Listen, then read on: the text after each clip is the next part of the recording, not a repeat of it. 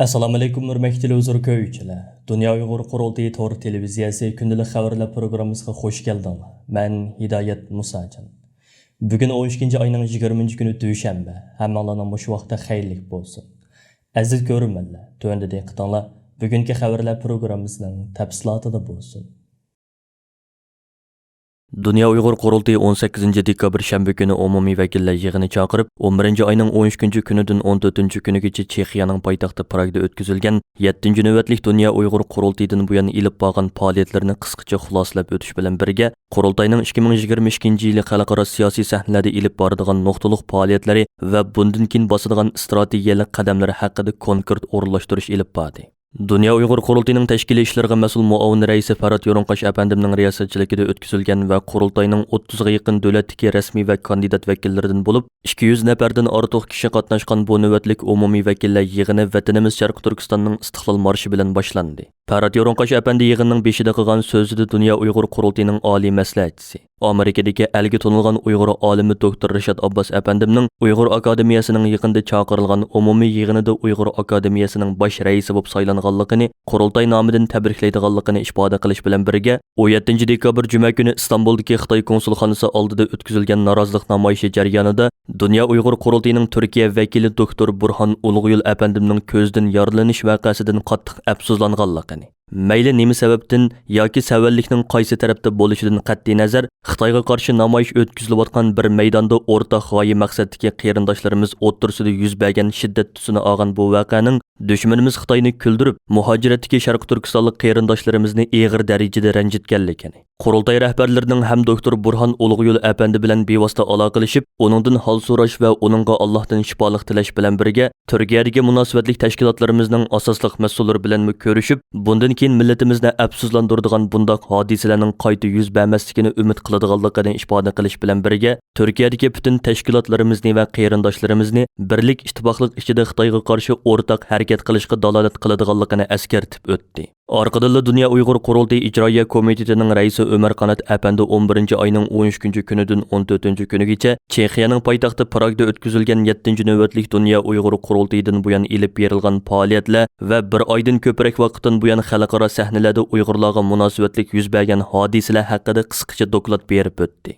Ömer Qanat apandi so'zida Dunya Uyg'ur Qurultiyining arzi bilan 2020-yili Londonda qurilgan Uyg'ur sud kollegiyasining bu yil 9 dekabr kuni Xitoy hukumati Uyg'urlarga qarata irqiy qirg'inchilik va insoniyatga qarshi jinoyat yurgizayotdi deb hukm chiqarishining va Xitoyning Uyg'urlarga yurgizayotgan irqiy qirg'inchilikni to'sib qilishda intayin muhim rol o'ynaydigan Uyg'ur majburiy amgikining oldini ilish qonun loyihasining birlikka kelgan oxirgi nusxasi 16 dekabr kuni Amerika Kengash palatasida to'liq ovoz bilan ma'qullikdan o'tishining butun Sharq Turkiston xalqi uchun tarixiy ahamiyatga ega zo'r hodisalar ekanligini, mustabid Xitoy hokimiyatining jinoiy javobgarligini surishtirish uchun Qurultayning yana davomli qonuniy yo'llar ustida jiddiy izdinish ilib borganligini va yaqinda Qurultay bilan Uyg'ur kishilik huquq qurilishining birlashib Xitoy hokimiyati ustidan Argentina bosh sud mahkamasiga maxsus arznoma sunib, Uyg'urlarga qarata irqiy qirg'inchilik va insoniyatga qarshi jinoyat sodir qilayotganligi sababli Xitoy hukumatini va uning Xi Jinping boshchiligidagi asosliq rahbarlarini qonuniy javobgarlikka tortishni talab qilganligini alohida eskartib o'tdi.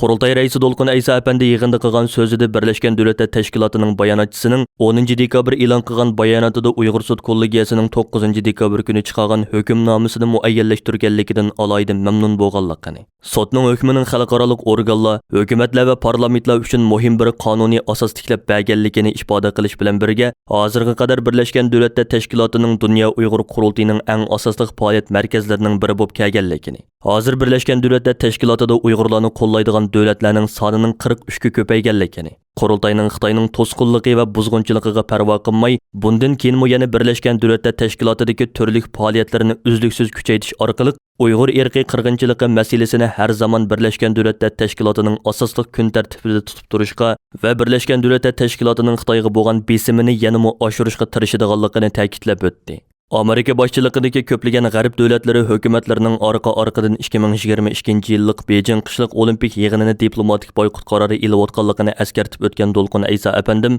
Qurultayning navbatdagi eng asosli va jiddiy kun tartiblarining birining butun dunyo miqyosida ilib berilayotgan 2022 yillik Beijing irqiy qirg'inchilik olimpikini boykot qilish harakatini yanada yuqori pallaga ko'tarish, texmo ko'p davlat hukumatlarining diplomatik boykot qarori ilishini qo'lga keltirish ekanligini. Shunga butun qurultay rahbarlarining, qurultay tarkibidagi tashkilotlarning va qurultay vakillarining asosli zehnini bu harakatga markazlashtirishi lozimligini alohida eskartib o'tdi. Ondan başqa yana qurultayning bundan keyin ilib boradigan faoliyatlari haqidagi ichki plan programmalari to'g'risida tafsiliy tushuncha va izohat berib o'tgan Dolqin Aysa apandim, mustabid Xitoy hokimiyatining qurultayga qaratayotgan ichki tashqi hujumlari uzluksiz kuchayotgan bugungi xalqiliq bir paytda qurultayning butun vakillarining siyosiy jihati yanada sezgur va ho'shyor bo'lib, qurultayning plan programmalarining to'liq amalga oshishi uchun texmo zo'r tirishchanlik va fidokorlik ko'rsatishi lozimligini ta'kidlab o'tdi. Qurultayning Qozog'istondagi oliy maslahatchisi, milliy ustozlarimizdan Qahramon G'o'janbarda apandimmi yig'inda qilgan so'zida butun O'rta Osiyo jumhuriyatlarida yashayotgan Uyg'ur qarindoshlarimizning Dunya Uyg'ur qurultiyining xalqaro siyosiy sahnalarda qo'lga keltirgan muvaffaqiyatlaridan va ilib berayotgan xizmatlaridan to'liq xursand ekanligini,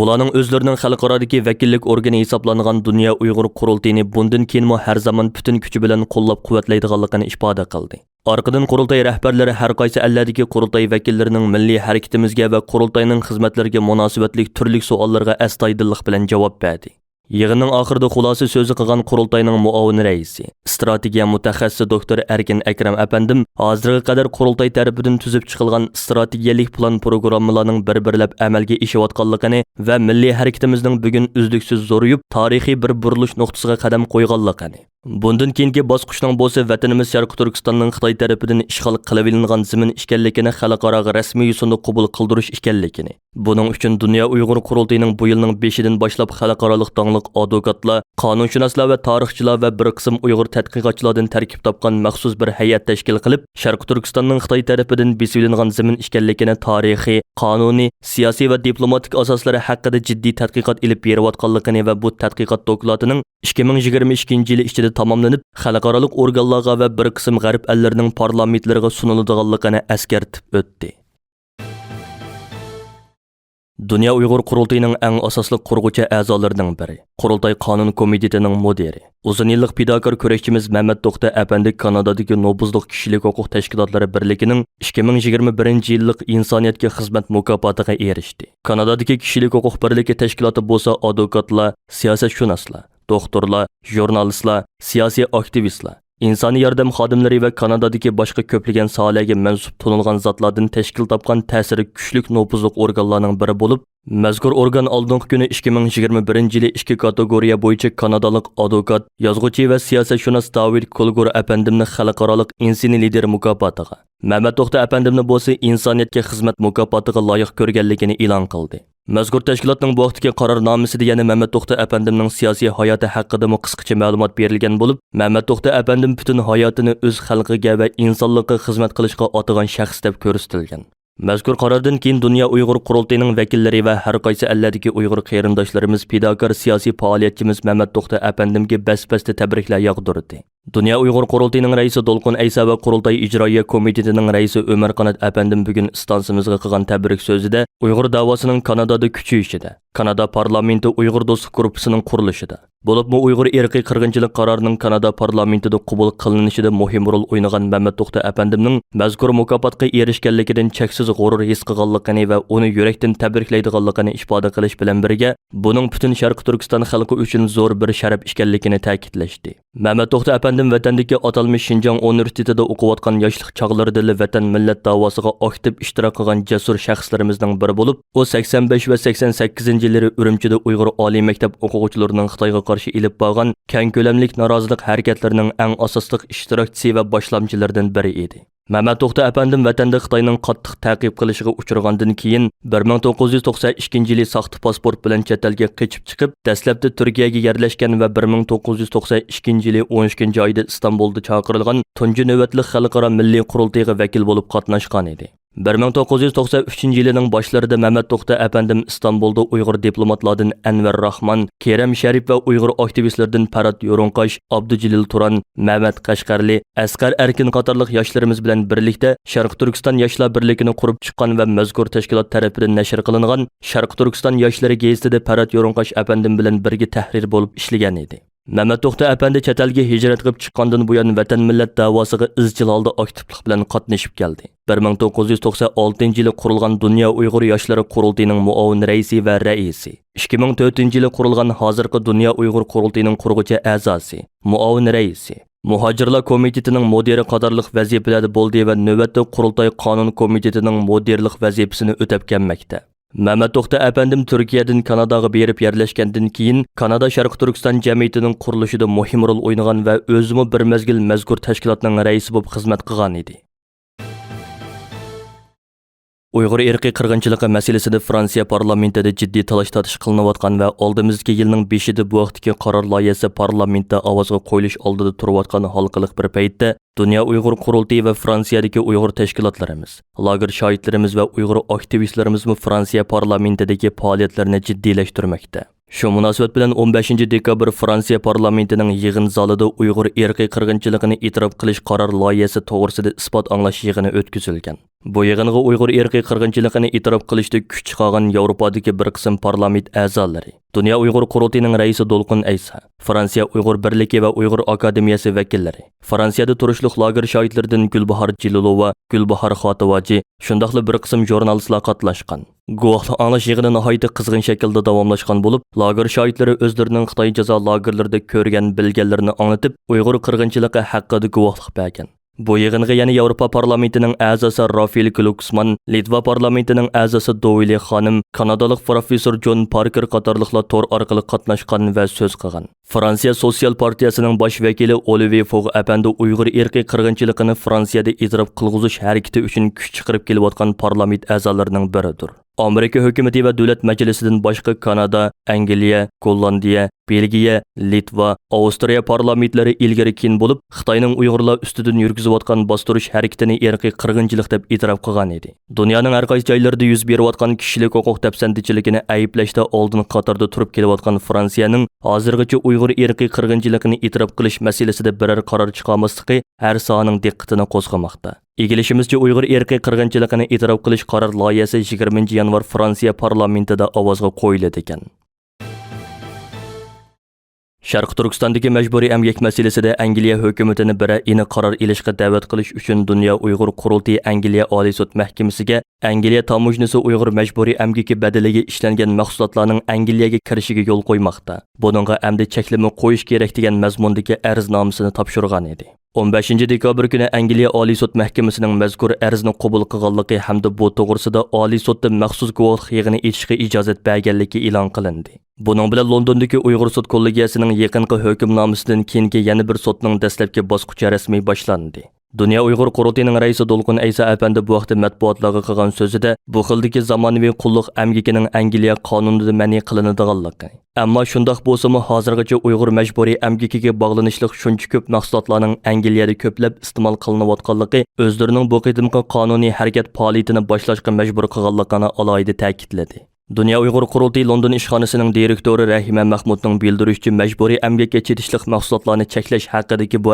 arznoma faoliyati boshlangani xeyli uzun bo'lgan. Ammo Oliy sud da'vo va arznomalarni tanlab turib qabul qiladiganligi, ya'ni kelib Angliya hukumatiga qarashliq, shuningdek ministerlik darajasidagi xalliq kirim chiqim va tamojna idorasi bevosita javobgarlikni ustiga oladiganligi uchun bu talabdan hozirgacha biror natija chiqmagan. Shuning bilan ular bu qitim rasmiy holda bu masalani Angliyaning Oliy sud mahkamasiga arz qilgan. Rahima Mahmudning qarashicha bu qitim Angliya Oliy sudining Angliya hukumati qarmog'idagi ministerlik darajasidagi bir idora ustidan sunilgan bir arznomani buncha tez tasdiqlashida Londondagi Uyg'ur sud kollegiyasining Uyg'ur qirg'inchiligi haqida hukm chiqarishi muhim rol o'ynagan bo'lishi ehtimolliga yaqinlashgan. Dolqun Aysa bo'lsa buni Uyg'ur qirg'inchiligi haqida texnicha dargumonda bo'layotgan g'arb dunyosining haqiqatga bo'lgan ishonchisining oshqonligining bir ifodasi deb qaraydiganligini bildirdi. Hamda Angliya Oliy sud mahkamasi bu arznomani qabul qilgandan keyin qonun tartibi bo'yicha bu vaqtda maxsus guvohlik yig'ini chaqirdi ekan. Hozirgi ahvolda bu guvohlik yig'inida notliq qilib Xitoy hukumatining Uyg'urlarni majburiy emgakka selishi, bo'libmi buning paxta mahsulotlari bilan bog'lanishlik bo'lgan soda qandoq davom qilayotganligini nuqtaliq holda qarab chiqiladi ekan.